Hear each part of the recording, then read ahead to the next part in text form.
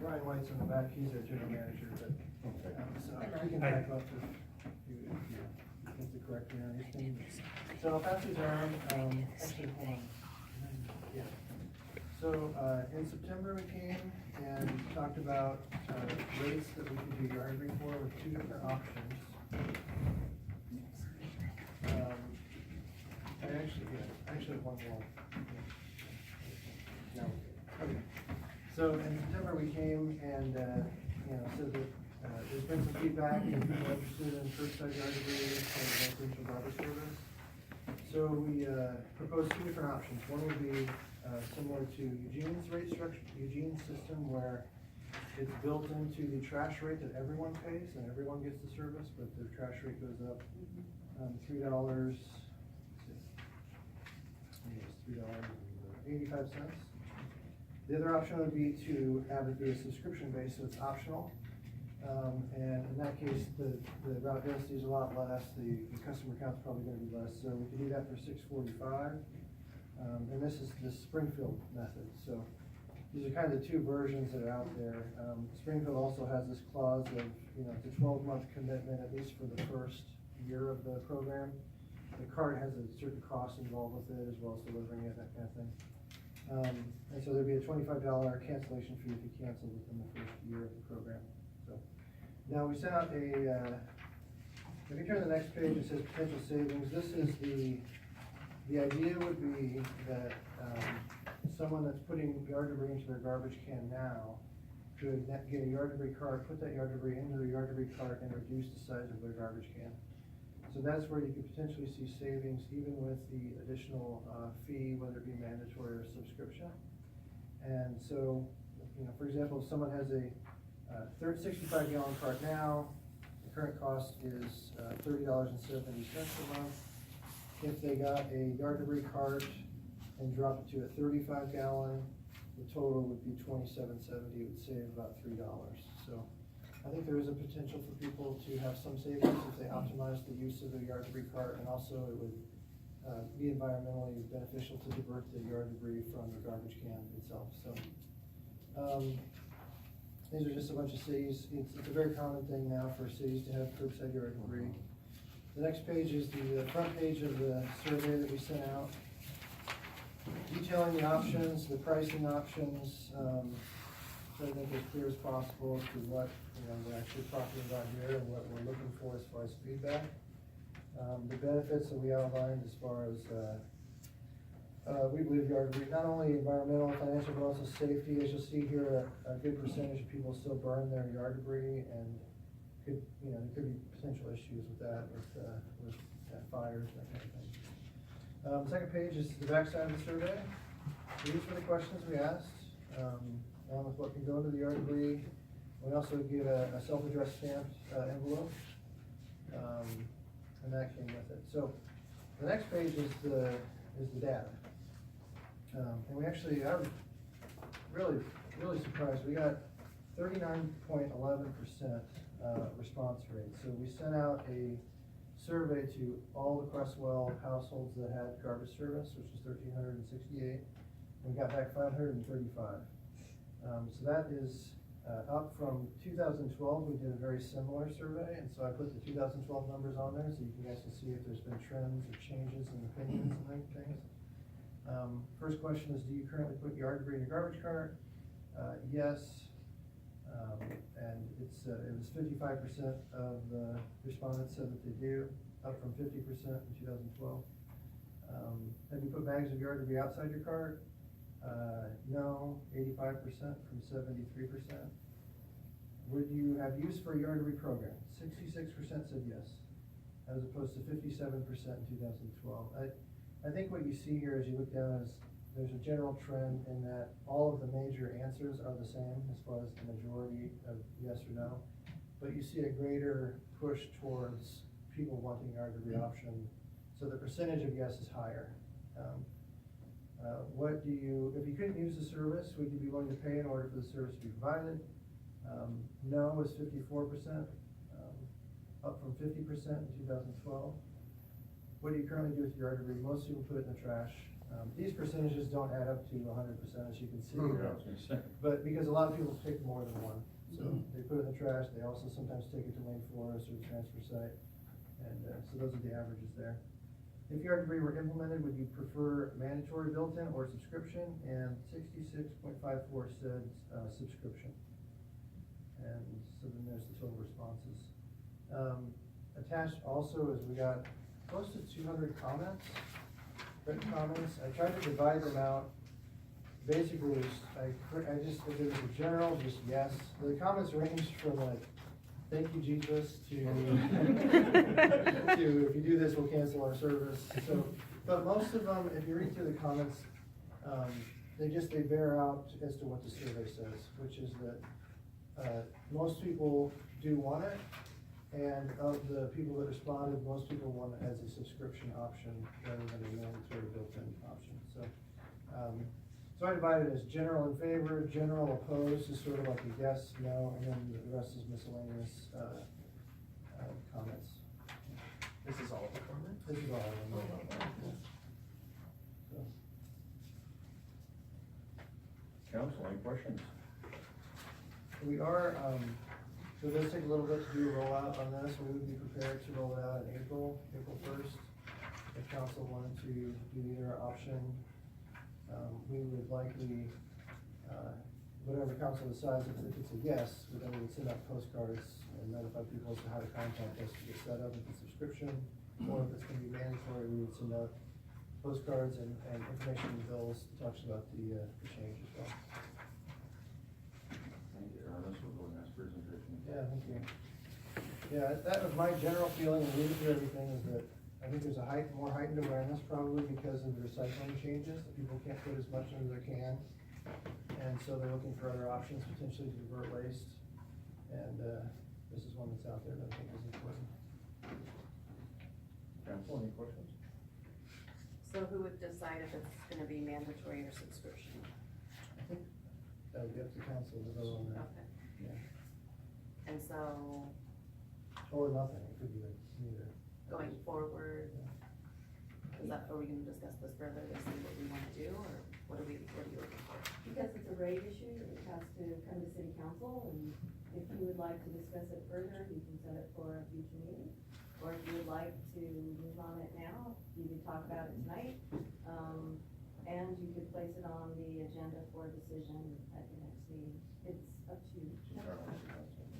Well, I think it deserves a discussion if people want, sounds like people want to pay for, some people wanna pay for a subscription, not everybody wants to have mandatory, but seems like a lot of people want it. I'm leaning towards the subscription option. I can relate to folks that have like an apartment or something and they have no need for the, Right. making it optional would be something that people can deal with. And I like the map, going small. Yeah, yeah. And it'd be nice to have this set up for like spring, if we were to do it. Mhm. Council, any questions, comments? I agree with Martha. I like the option of, the subscription versus the mandatory. Councilor Brochu or Castillo? Well, so it looks like the percentage is leaning towards the, subscription. Mhm. 2-to-1. We got a pretty good response on it. I mean, the only kind of caveat to subscription I can see is say we sign this up and then a year from now, we have like 50 people that have signed up for it, then we may have to come back to council and say, this is the reality of the cost involved. I don't think that's gonna be the case. We got a pretty good response. We have 40% of people responding, which means there's an opinion out there. I think people want it. Do you have any idea how many responses were on here, on this comment? There was 196, I think. I did the Excel, changed it to a number. I think it was 196. I might be wrong. I just offhand, how many were for, how many were? Well, there's 3 pages for, there was like 2 pages against, and then there's like a few pages of Nebulous. mix, kind of, yeah. And even the against ones were kind of like, I think it was maybe even an understanding of, I don't wanna pay for something that I won't use, when maybe that was just a misunderstanding of the subscription model itself. So with the rollout of this, would there be documentation for our customers, or for your customers on fellow citizens to help them understand that this could actually work out well for them. Yeah. Changes are hard. Yeah, we could, I can come back with you guys with like the postcard that we intend to send out, to make sure that it's kosher, so the message that we wanna get out there. So, that would be the way to do it.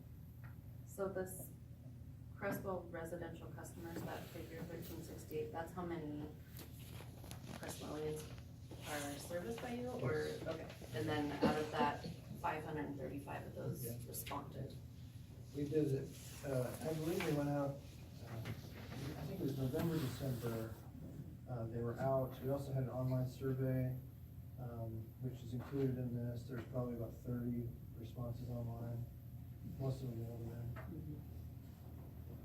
I'd be curious as to what the impact would be on our leaf pickup program. I don't know if there's any way to quantify that, but if people move away from that program, if they found this option, or, can we still encourage people to use that program? I'm so clueless. Yeah.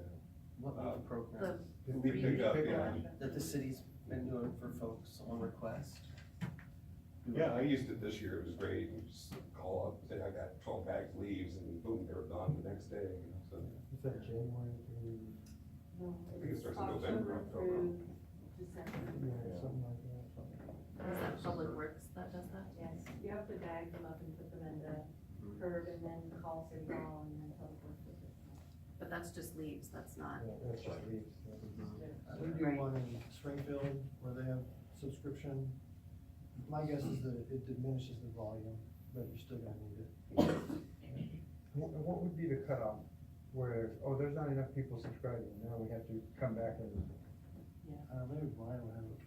Yeah, there's no real answer for that. I mean, I think one of the things that we look at is in Springfield, the percentage of folks who actually have yard waste service is It's in the 30%. It's like 30%. 30, between 30 and 35% do it.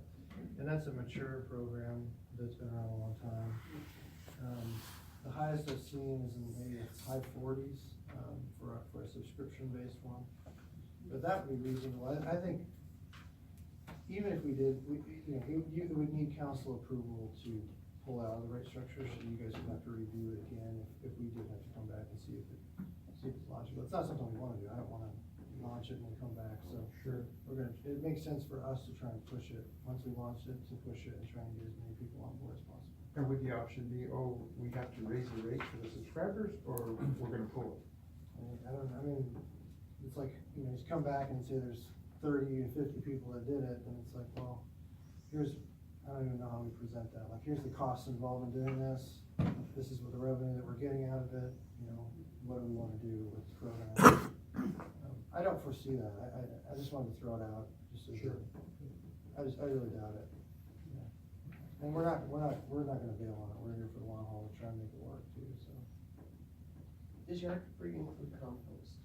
Like household? So it doesn't right now, but the city of Eugene has been doing a pilot program for the last 2 years to implement food waste into the yard debris cans. So once that happens, which could happen later in 2019, the processing facilities to accept this, which is Rexius basically, they may be okay with us mixing in everything. So it's possible, I'm not saying it's definite, but it's possible that down the road, this will also involve food waste out of households, but, we'd like to make sure the pilot works in Eugene first before expanding it. Portland did it years ago, and there were a lot of problems with it, so. They're still doing it though. They're still doing it, yeah. You wanna have a facility that is, it comes down to, can Rexius take this product and make money off of it long term? So you wanna have a viable situation there. I think it's gonna be coming, probably in the next few years. Well, what is council feeling? We're feeling like we want to discuss this further at another work session? Do we want to move this forward to the next council meeting for decision? We've discussed it several times. Aaron's given us very straightforward, specific information. We've gotten public input. I'm feeling the subscription option. I'd be comfortable proposing that too. I'm happy to move it forward. well, I would like to see SaniPac's proposal and what you're wanting people to pay, and what the rates would be, before I say, yeah, go ahead and Oh, implement it's, it. $645. Okay. Yeah.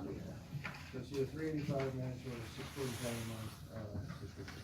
And comparable cities such as Veneta, Yeah, so that was in the last presentation, but I brought a copy of it. You can see, so Veneta is definitely lower. We did talk about Veneta last time. I tried to explain that there's a disposal history of where the news garbage can potentially go and has gone faster. Veneta is definitely lower. Here's a comparison of other cities that have it built into their trash rates. Like Eugene's is built in. That's not the same one, yeah, this is not. yeah, I was just looking at what you're suggesting. So Eugene's is built in, Springfield's is not, and I believe, it might be on another page there, the Springfield subscription option, I think is $5.95 maybe. Might be on there, I can find it. And you said you take all the yard debris to Rexius and Rexius Springfield? and Lane Forest products. And Lane Those are- Forest, those are two Springfield, of those. Eugene, Springfield, those two Eugene, places. yeah. So Springfield right now is $5.97 for the subscription service. There's a lot more density there, it's been there a long time. The Creswell proposal is $6.45. Do you see a possibility that those rates might go down after a while? It depends if, Like the number of people opt in. it's possible, it's possible. I think the big drive, so Lane Forest and Rexius haven't changed their disposal rates in a long time. They charge $24 a ton to get rid of yard debris. That's a big cost involved with the process. Yeah, I mean, anything's possible. We get a huge, my guess is that if we got an overwhelming amount, say we got 800 to 1,000 people that wanted to do this, then you come back to council and you say, at what point do you wanna make it mandatory where all these 800,000 houses can save this much a month? And it's more beneficial for the community to have it mandatory, because there's such an overwhelming percentage. I don't think we'll get there. I think you'll probably get, 30 to 40% max, so. This is the yard debris only rates for these cities. There's added fuel costs coming back to Creswell too. Yeah, so first, it's a distance, we don't really have any yard debris service at residential in this area. So it's something new for us to come down here and do that.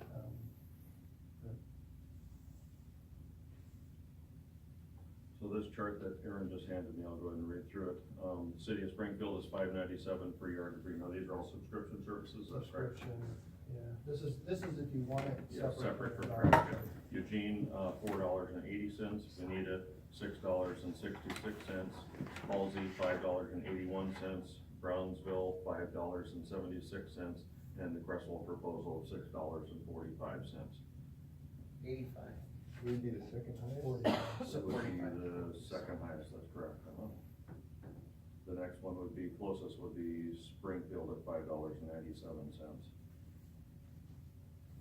All of the rest of them are between $5.76 and $5.97, and then you get Creswell at $6.45, and then Veneta at $6.66.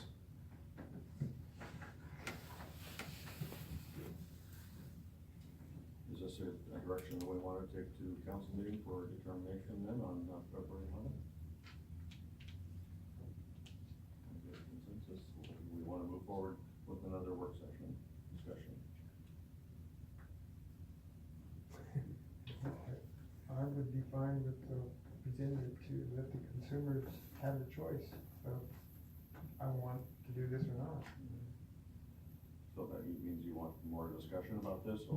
No, I think we're, I feel like we have the information that we need to roll forward.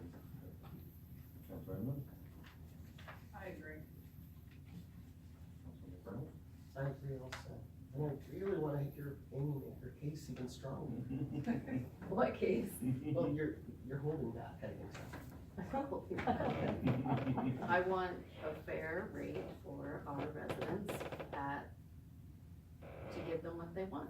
Yeah. And if I don't, want to do a mandatory, I will not propose that we go that direction. But if we wanna propose a subscription service, I'm more than willing to let them offer that to the people that wanna do that. And I want to give them the rate that they deserve. Sounds like that's a consensus opinion, is that correct? Yes, yes. Would you like that on the council agenda for our next council meeting? February? Sweet. Yeah. I have a question. Yes. Does that require a public hearing? I'm looking at you, Russ. And involves a rate. Yes.